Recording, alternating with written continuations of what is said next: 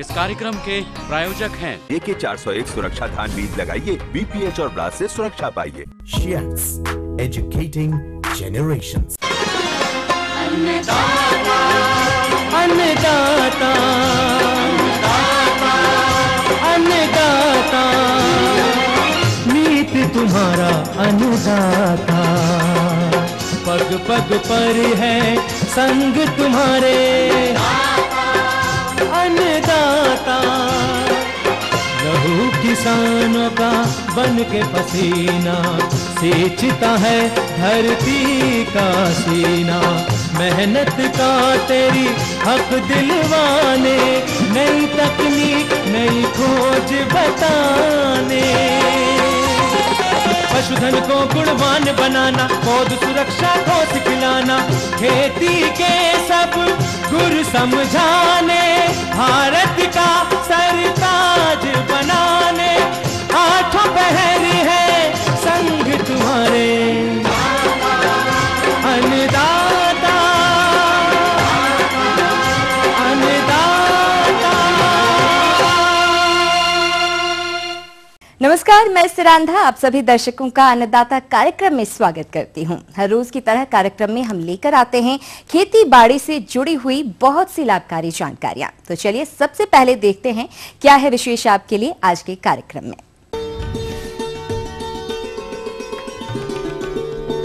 फल पकाने की विधि पर जानकारी भाग 2।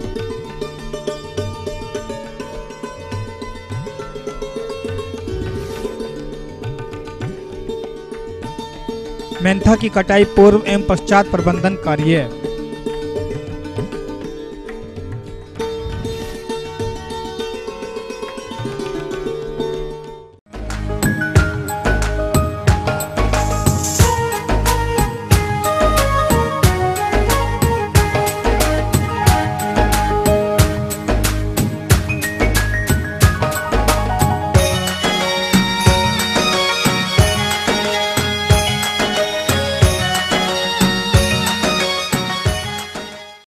किसान भाइयों, आप लोगों ने कल के अंश में देखा कि कृत्रिम रूप से फल पकाने की सही जानकारी के अभाव में कुछ फल उत्पादक किसान एवं फल व्यापारी फल पकाने हेतु हानिकारक रासायनिक कार्बाइड का प्रयोग कर रहे हैं।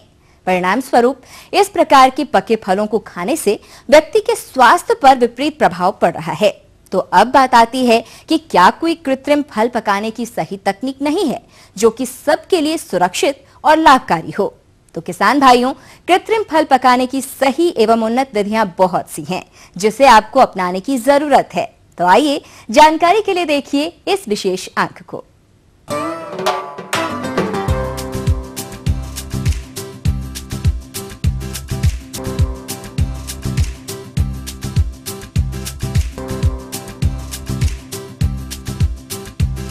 फल उत्पादक किसान भाइयों एवं फल व्यापारियों, आप अपनी क्षमता के अनुसार कृत्रिम रूप से फल पकाने हेतु सुरक्षित एवं सही तकनीकियां जो सभी इथाइलिन आधारित हैं और यह रसायन संस्तुत ही नहीं बल्कि FDA अमेरिका द्वारा अपने देश में कृत्रिम फल पकाने वाले कारक के रूप में फूड एवं ड्रग शासन द्वारा 120/1016 अधिनियम के तहत अनुमोदित भी है। तो उन कृत्रिम फल पकाने वाली प्रभावी तकनीकियों को आप खुद ही देखें।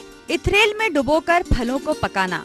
इस विधि में सबसे पहले कच्चे फलों को 0.1% यानी 100 ppm इथरेल के घोल में डुबोते हैं, जो कि इथेफान, ब्रिथेल, इथरेल आदि व्यावसायिक नामों से बाजार में मिलते हैं।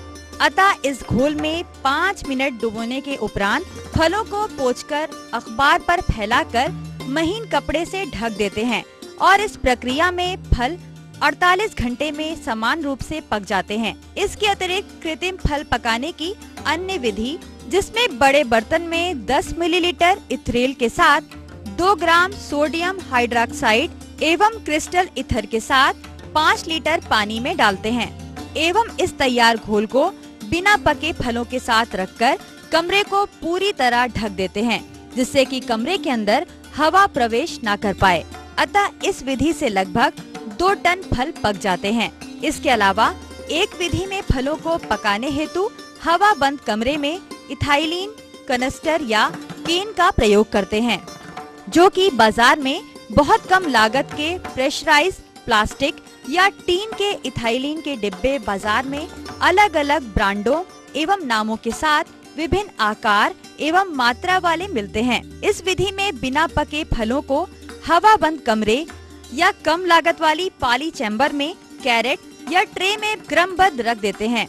यदि कम मात्रा में फलों को पकाना हो तो प्रेशराइज इथाइलिन भरें। डब्बों के द्वारा कैरेट या ट्रे में रखे फलों के ऊपर इथाइलिन का आवश्यकता अनुसार छिड़काव करते हैं। और यदि बड़ी मात्रा में फलों को पकाना हो तो एडाप्टर से संचालित होने वाले इथाइलिन वाले बड़े केन का प्रयोग करते हैं। और इस विधि में पहले हवाबंद कमरे में कैरेट या ट्रे में फलों को रखते हैं तथा केन के ढक्कन को हटाकर उसमें एडाप्टर लगाते हैं तथा एडाप्टर के द्वारा आवश्यकता अनुसार इथाइलिन बाहर निकालते हैं तथा कमरे में रखे फलों पर फैल जाए इसलिए पंखे का इस्तेमाल करते हैं। इस विधि में 100 ppm इथाइलिन 3 गुना 3 गुना 3 मीटर आकार वाले कमरे जिसमें 2 टन फल रखे जा सकते हैं वह आसानी से 24 से 48 घंटे में पकाया जा सकता है और यह फलों के प्रकार के ऊपर निर्भर है। इसके अलावा जो बड़े फल व्यापारी उनके लिए प्रचलित दमदार तथा अधिक क्षमता वाले स्वचालित एवं मानव चालित फल पकाने की कृत्रिम विधियां हैं, जिसमें फल पकाने के दौरान इथिलीन गैस निकलती है।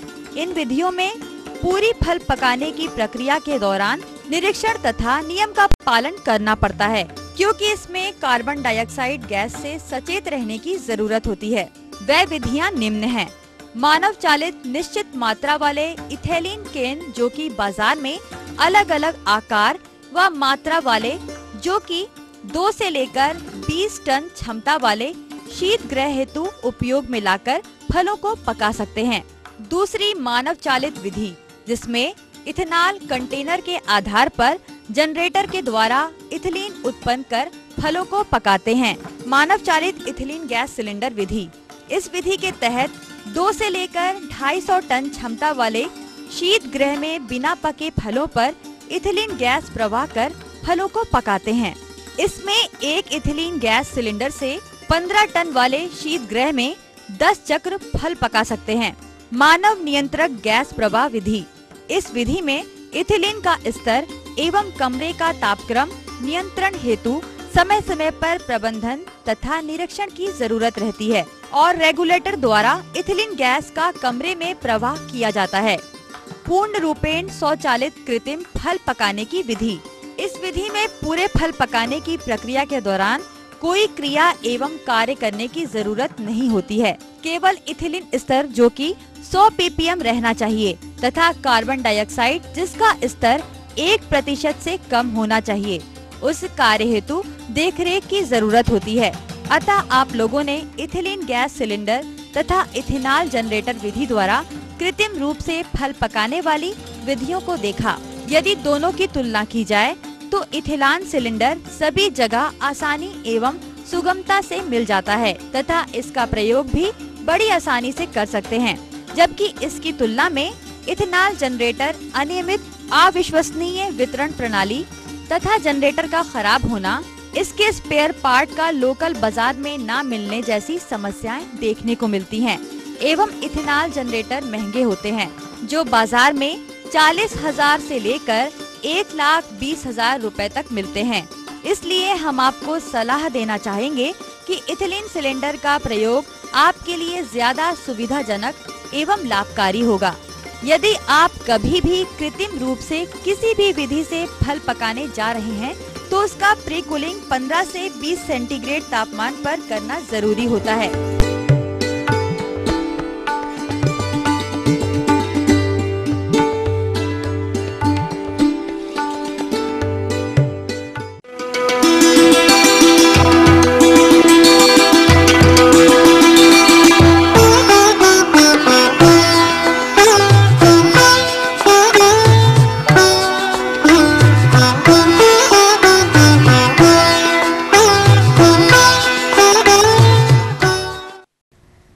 मुख्य फसलों के अंतर्गत आने वाली फसल मेंथा से तो आप परिचित ही होंगे।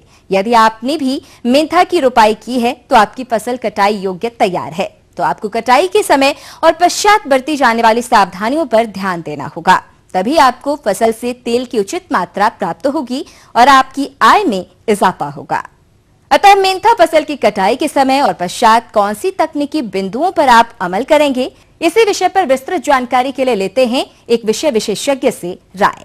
हाँ, यदि किसान भाइयों ने जो कि मेंथा उत्पादन करते हैं अपनी फसल फरवरी में लगाई होगी और सीधे सकर्स लगाए होंगे, ऐसे किसानों की फसलें लगभग 100 दिन पार कर गई हैं और वो तेल निकालने के लिए खेत में तैयार हैं।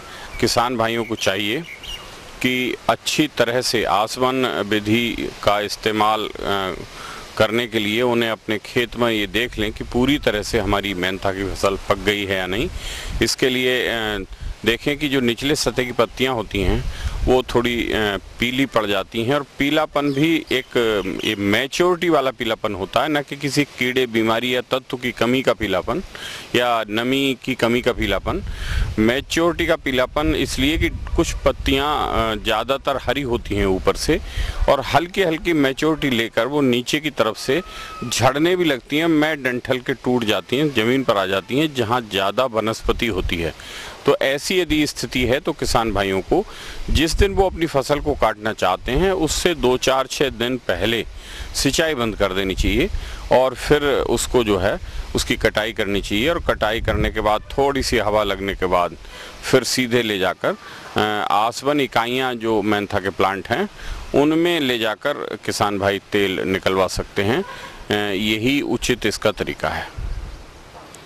और ये देख लें किसान भाई की जो आसवन इकाई है वो सुचारू रूप से चल रही है, वहाँ पर उसके टैंक जो हैं बहुत ज़्यादा पुराने तो नहीं हैं, वहाँ पर जो आग जलाते हैं जिससे वो तेल में वाष्प में परिवर्तित होता है, तो उस भट्टी में जो जलाने के लिए उनके पास व्यवस्था है वो पूरी तरह से है या नहीं है।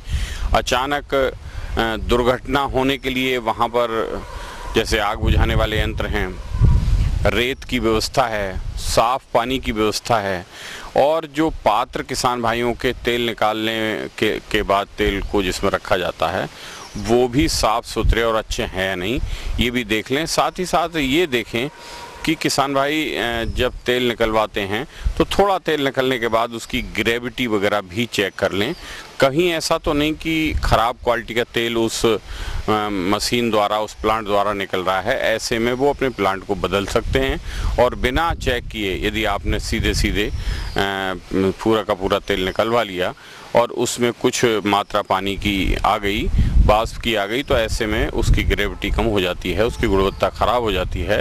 यहाँ तक है कि कुछ दिन रखने के बाद उसका तेल का बहाव कतई नहीं मिलता है, तो ये भी देख लें। साथ ही साथ अगर आपके पास अच्छी वैरायटी है तो ये मान के चले कि लगभग 1 बीघा में 7 से लेकर 15 किलोग्राम तक तेल निकाला जा सकता है।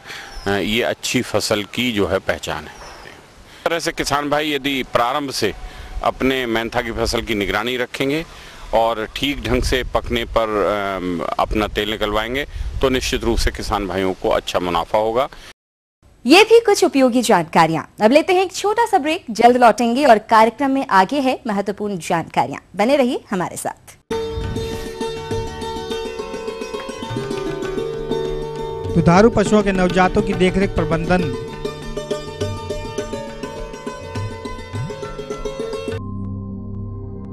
मैं हर पल हर जगह हूं। जब भी समय मिली करवट मैं वहीं था। आने वाली सरकार जब भी कोई दौर गुजरा है मैं वहीं था। आंखों में किसी के गम थे, चाहे चेहरों पर किसी के खुशी, तब भी मैं वहीं था। कैसे भी हालात रहे हों, बिना खौफ हम डटे रहे। मैं हर पल हर खबर में हूं, पूरी सच्चाई और लगन के साथ। ईटीवी न्यूज, खबर ही जीवन है।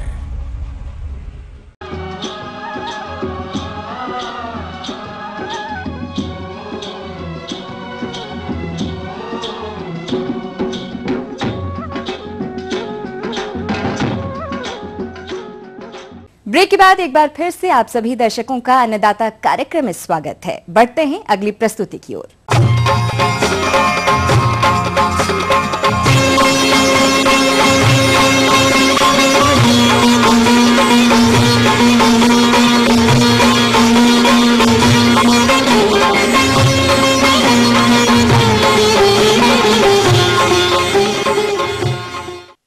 किसान भाइयों, अक्सर देखा गया है कि पशुपालन व्यवसाय में अक्सर किसान बछड़े बछियों की देखरेख में लापरवाही बरतते हैं, जिससे इनकी मृत्यु दर काफी होती है। जबकि इनकी देखभाल ठीक से कर ली जाए तो आगे चलकर इनसे भी अच्छा लाभ प्राप्त कर सकते हैं। तो किसान भाइयों, आप बछड़े बछियों की देखरेख कैसे करें, इसकी जानकारी दे रहे हैं एक पशु वैज्ञानिक डॉक्टर नितिन किरार। सबसे पहले तो मैं आपको ये बताना चाहूँगा कि जैसे ही एडवांस प्रेग्नेंट स्टेज में हमारा जो जानवर आता है तो उसको हमें नियमित रूप से उसका विशेष ध्यान रखना चाहिए, जिससे कि जैसे ही उसका शिशु जन्म ले वो भी पूर्णतः बलवान, मतलब जो विकास दर हो वो एक अच्छी हो। जो गर्भवती मादा है, पशु है हमारा, उसके लिए विशेष तौर पे उसके आहार पे ध्यान देना चाहिए। और आहार उसका कंसंट्रेट, मतलब जो दाना की मात्रा हमें आहार में विशेष रूप से उसका ध्यान रखना चाहिए और दाना की भरपूर मात्रा हमें उसके वजन के हिसाब से उसको देते रहना चाहिए। साथ ही साथ साफ सफाई का भी विशेष ध्यान रखना चाहिए, पानी उसको स्वच्छ देना चाहिए। साथ ही साथ जो पशु है उसकी, मादा पशु की साफ सफाई नियमित तौर से करना चाहिए।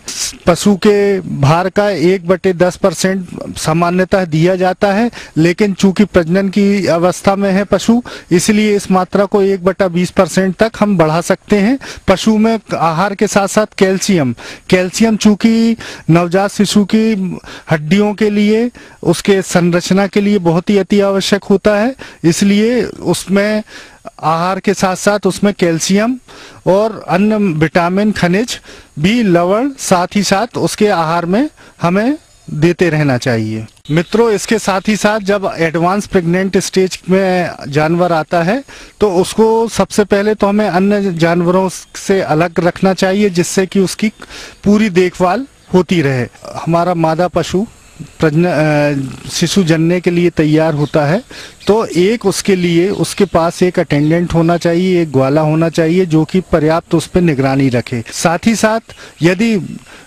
पशु खड़े होते हुए जनता है और ग्वाला है, अटेंडेंट है, तो वो उसको इस सपोर्ट दे के हाथों से उसको जमीन में गिरने से बचा सकता है। से ही जन्म शिशु लेता है मादा पशु से, वैसे ही उसके शरीर में म्यूकस लगा हुआ रहता है। तो हमें उस मादा पशु के सामने उस शिशु को रख देना चाहिए, जिससे कि वो उसका म्यूकस अच्छे से चाट के साफ करे, जिससे कि रक्त का संचार बढ़ता है। हार्मोनल जो कंडीशन रहती है शिशु की वो दुरुस्त होती है, अच्छी होती है, सक्रिय होती है। साथ ही साथ हमें जो शिशु की गर्भनाल है उससे को 25 सेंटीमीटर ऊपर से उसको नई ब्लेड से बीटाडिन में डूबी हुई सेवलॉन यूज कर सकते हैं, डेटॉल यूज कर सकते हैं, उससे अच्छे से काट के, साथ ही साथ उसमें टिंचर वगैरह से लगा के साफ कर देना चाहिए, जिससे कि शिशु के नाल के थ्रू इन्फेक्शन ना आए। साथ ही साथ मादा पशु का खीस देते रहना चाहिए। और शुरू में शिशु मिल्क पीने के लिए, दूध पीने के लिए तैयार नहीं होता तो उसको वो खीस कटोरी में, साफ सुथरी कटोरी में डाल के उंगलियों के सपोर्ट से उसको पिलाना चाहिए, जिससे कि वो उसकी एक मिल्किंग हैबिट डेवलप हो जाए। हमें उस खीस देने के उपरांत 2 महीने के बाद सबसे पहले तो जो नया शिशु है उसकी डीवर्मिंग कराना चाहिए। डीवर्मिंग यानी पटार की गोली, एल्बेंडाजोल वगैरह ये देते रहना चाहिए। हर 2 महीने में नवजात शिशु को हमें डीवर्मिंग कराना चाहिए, जिससे पेट के कृमि बाहर निकल जाएं और जो पशु है वो, नवजात पशु है जो, वो अत्यधिक अपने आहार का उपयोग अपने विकास में लगा सके। पटार की गोली की देने के उपरांत उसको जो कुछ वैक्सीन होते हैं, FMD, HSBQ जो होते हैं, इसकी समुचित मात्रा एक योग्य पशु चिकित्सक से संपर्क करके उसको टीकाकरण नियमित करवाना चाहिए। तो किसान मित्रों, इतना ही मैं कहना चाहूँगा। यदि आप मेरी कही हुई बातों को मानते हैं और इसको फॉलो करते हैं, अपनाते हैं, तो मैं निश्चित तौर पे यह कह सकता हूं मित्रों, शिशु की मृत्यु दर को कम कर सकते हैं और अपने पशु को अधिक से अधिक उत्पादक क्षमता पे ला सकते हैं, बलवान बना सकते हैं और अधिक से अधिक इससे लाभ कमा सकते हैं।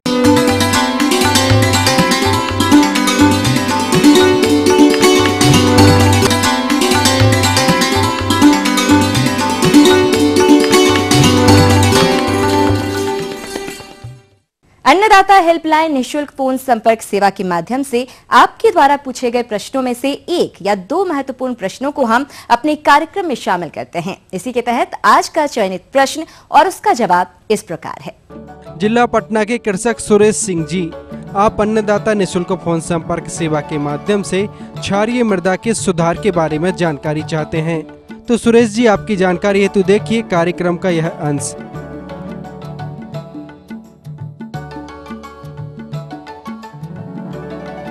किसान भाइयों, क्षारीय भूमि का सुधार कैसे करें? आज के समय में बिना जांच कराए या असंतुलित रूप से अत्यधिक रासायनिक खादों का उपयोग करने से, क्वालिटी पानी का उपयोग नहीं करने से आपकी भूमि ऊसर होती जा रही है। तो अपने भूमि को बनाए रखने के लिए किसान बंधु को भूमि की दशा को सुधारना बहुत ही आवश्यक होता है। किसान बंधु, आप ये समझ लीजिए कि भूमि में क्षारीयता आने के कई कारण हैं, जिसमें से मैं पहले बताया कि अत्यधिक रासायनिक खादों का उपयोग करना, इसके बाद प्रदूषित या क्षारीय युक्त या लवणीय युक्त पानी का उपयोग करना, इससे भूमि की उर्वरा शक्ति खत्म होती है। क्षारीयता 3 तरह की होती है: लवणीय युक्त भूमि, लवणीय युक्त क्षारीय और क्षारीय भूमि। पहला बताया कि लवणीय भूमि, जिसको हम सलाइन सॉइल कहते हैं, इसमें प्रकार की भूमि में साल्ट में जो है सोडियम क्लोराइड या सोडियम सल्फेट, ये जब जमा हो जाते हैं तो जो भूमि का पीएच होता है वो पीएच 8.5 तक चला जाता है। इसके बाद से इलेक्ट्रिकल कंडक्टिविटी, इसी जो होता है विद्युत चालकता साल्ट की, वो 4 मिलीमोल/% से ज़्यादा हो जाती है और ACR 15% से कम रहता है।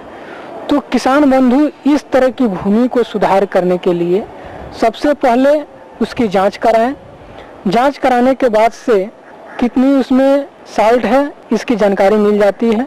इसके बाद उस भूमि को जिसमें लवणीयता आ गई हो, सैलिनिटी आ गई हो, उसको सबसे पहले आप समतल कर दें। समतल करने के बाद भूमि के चारों तरफ ऊंचा मेड़ बनाएं और मेड़ बनाने के बाद उस भूमि में पानी डालने के बाद अच्छी तरह से उसमें उसकी जुताई करते हैं, ताकि जो उसमें साल्ट है, जो लवण है, वो पानी में घुल जाए और पानी में घुलने के बाद इसकी निकासी की व्यवस्था करें, ड्रेनेज की करें और निकासी करके पानी को निकाल दें। ध्यान रहे, इस तरह का पानी दूसरे के खेत में नहीं जाए। अगर दूसरे खेत में चला जाता है तो भी भूमि सैलिनिटी से प्रभावित हो जाएगी। इस तरह से आप इसका सुधार कर सकते हैं। इसके अलावा जांच के आधार पर हम जिप्सम या पायराइट को रिकमेंड करते हैं। किसान बंधु, अगर आप 2 से 3 टन पर हेक्टेयर के हिसाब से जिप्सम डालते हैं तो अभी उसकी सुधार होती है। इसके अलावा सबसे अच्छा उपाय है कि पायराइट आपको मिल जाए। पायराइट के लिए सबसे अच्छा आप 2 टन तक यूज कर सकते हैं। इसकी जो मात्रा है उसको निर्धारण करने के लिए जांच आवश्यक होता है और जांच के आधार पर रिकमेंड की जाती है। निशुल्क फोन संपर्क सेवा की इसी कड़ी में दूसरा प्रश्न पूछा है जिला कटिहार के कृषक अरविंद जी ने। यह अन्नदाता निशुल्क फोन संपर्क सेवा के माध्यम से सूरन की उन्नतशील किस्मों के बारे में जानकारी चाहते हैं। तो अरविंद जी, आपकी जानकारी हेतु देखिए कार्यक्रम का यह अंश। इसकी किस्में मुख्यतः कंद के गुणों के आधार पर इसे 2 वर्गों में विभक्त किया जा सकता है। प्रथम वर्ग के घन कंद चिकने होते हैं और उनमें तीव्रता कम होती है, तथा दूसरे वर्ग के घन कंदों के गूदे का रंग सफेद हो हल्का गुलाबी होता है। इसकी तीव्रता कम होती है। गजेंद्रा यह तीव्रता रहित किस्म है। क्योंकि इसमें कैल्शियम ऑक्सलेट की मात्रा कम होती है, जिसके कारण गले में जलन नहीं होती है और खाने में स्वादिष्ट लगता है। इसका बाजार भाव अच्छा होता है। कंद के गूदे का रंग गुलाबी होता है। संतरा गाची, इस किस्म के लिए पौधे बढ़वार अच्छी लेते हैं। इसके घनकंद थोड़े कड़वे होते हैं। इस किस्म के कंद खुरदरे और मक्खनी रंग के होते हैं। हैदराबादी और त्रिवेंद्रम किस्में यह अधिक उपज देती हैं और इनके कंद स्वाद में कम तीव्रता वाले होते हैं। आजाद सूरन, इस किस्म में तीव्रता नहीं होती है।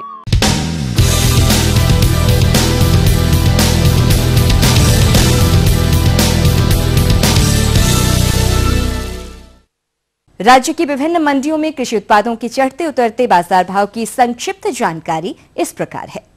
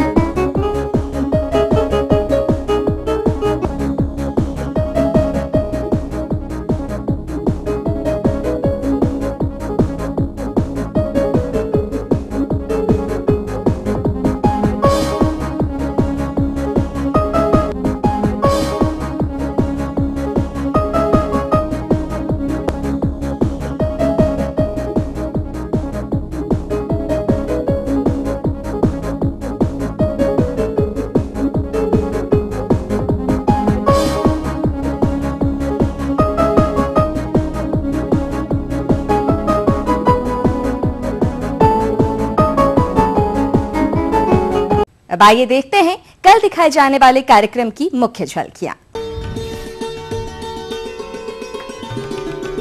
फल पकाने की विधि पर जानकारी भाग 2।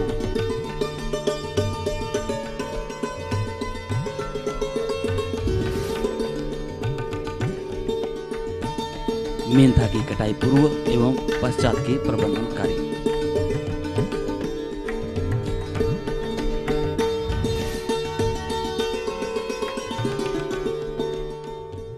हम ये उम्मीद करते हैं कि आज का कार्यक्रम आप सभी दर्शकों के लिए उपयोगी रहा होगा। किसान भाइयों, अन्नदाता आपकी सेवा के लिए संकल्परत है। कृषि संबंधित समस्या एवं सुझाव के लिए आप हमें इस पते पर संपर्क कर सकते हैं। प्रोड्यूसर अन्नदाता ETV Bihar Jharkhand, Ramoji film city, Hyderabad 501512। साथ ही आप हमें ईमेल भी कर सकते हैं। हमारा ईमेल है annadatabihar@etv.co.in। इसके अतिरिक्त आप हमें निःशुल्क हेल्पलाइन नंबर 1800-425-4085 पर दोपहर 2 बजे से 3 बजे के बीच संपर्क कर सकते हैं। फिलहाल अन्नदाता की पूरी टीम को दीजिए इजाजत। कल फिर इसी समय आपसे मुलाकात होगी कृषि संबंधित कुछ और रोचक जानकारियों के साथ। नमस्कार। इस कार्यक्रम के प्रायोजक थे AK401 सुरक्षा धान बीज लगाइए, BPH और ब्लास्ट से सुरक्षा पाइए। Shiats, educating generations.